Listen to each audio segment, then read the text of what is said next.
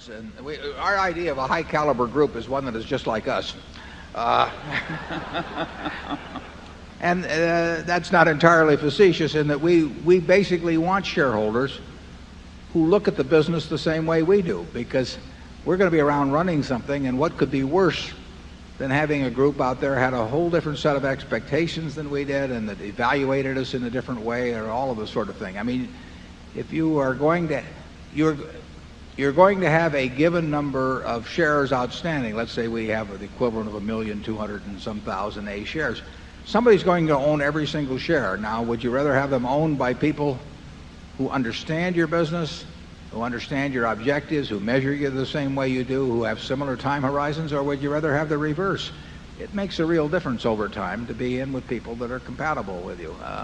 So it's a significant plus to us, the operation of the business, and it leads to a more consistent relationship between price and intrinsic value when you have a group like that, because they understand themselves and they understand the business, and they're not likely to do silly things in either direction. So you get a much more consistent relationship than if we had a whole bunch of people who were thinking that the most important thing in evaluating this business was next quarter's earnings. The question about McDonald's simply is, it's an outstanding business, and we don't talk about it when we buy it. We don't talk about it if we sell it. Have the money distributed to these philanthropies and not have it all tied to Berkshire. But Berkshire has a very unusual shareholder base. I mean, we have individuals that own Berkshire, and a lot of them have owned it 50 years just like it's people buy it to own for lifetime, and we're going to run it in a way that they won't be disappointed. Do you think the people who are relatively newer shareholders buying the B shares have the same mentality as the people who have been in it for 50 years in the A? Well, we try to, because that's who we encourage. I mean, in effect, we don't want everybody to buy our stock. I mean, there's only so many seats. There's about 1,600,000 and some thousand A shares out. All the seats are filled. I love the shareholders we have. I don't want to go to Wall Street and try and get some new shareholders. They're going to replace the people we have. So what we want to have is people in those seats that are in sync with us. You can run a French restaurant, or you can run a hamburger stand. And if you serve good hamburgers, you'll do good business at the hamburger stand. You can, at the French restaurant, do the same thing there. But you can't run the French restaurant and then serve hamburgers inside. And you can't run the hamburger stand and serve French food inside. So we advertise in our deeds, in our words, in every way we can what we're about. And we're looking to have the seats filled in our church by people who are in sync with us, and we do have them there. We get the same people every Sunday. And I see no advantage in going out and telling everybody in Wall Street we're going to do wonderful things and having those seats replaced, because the only way you can get a seat is to throw somebody else out of that seat. There's only so many seats, and they're all full, and you want them filled with people who are in sync with the policies of the company, and therefore you have to explain those policies, and you have to live up to those policies, and for 55 years we've tried to.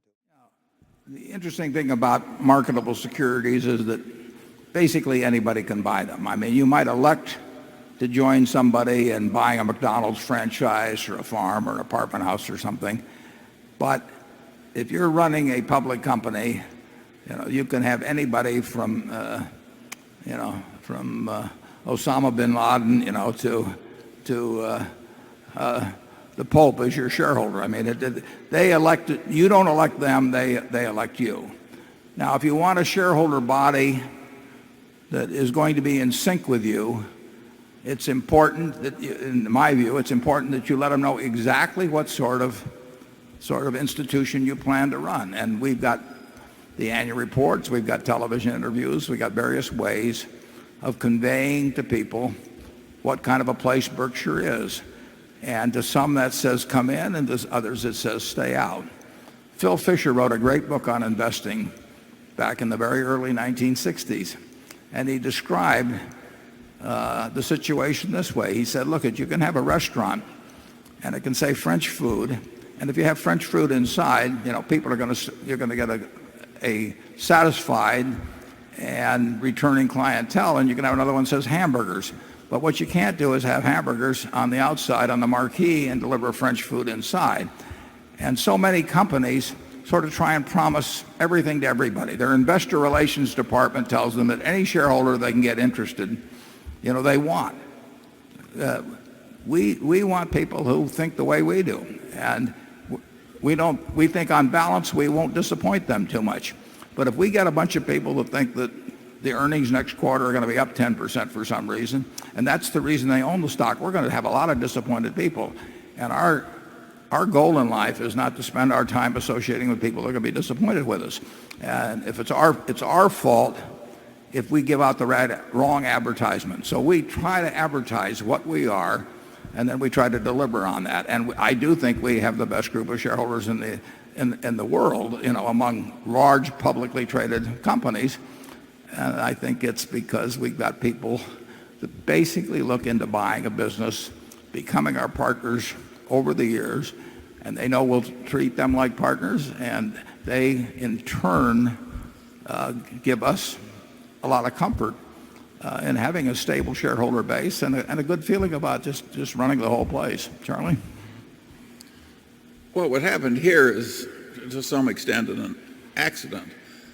Warren and I started out investing money for our families and friends, and the people who trusted us when we were young and unknown, of course, we developed a strong affection for. And we morphed into controlling public companies from that base. And so we tend to regard our shareholders, including the new ones, as family. And that's not put on. That's the way we regard you.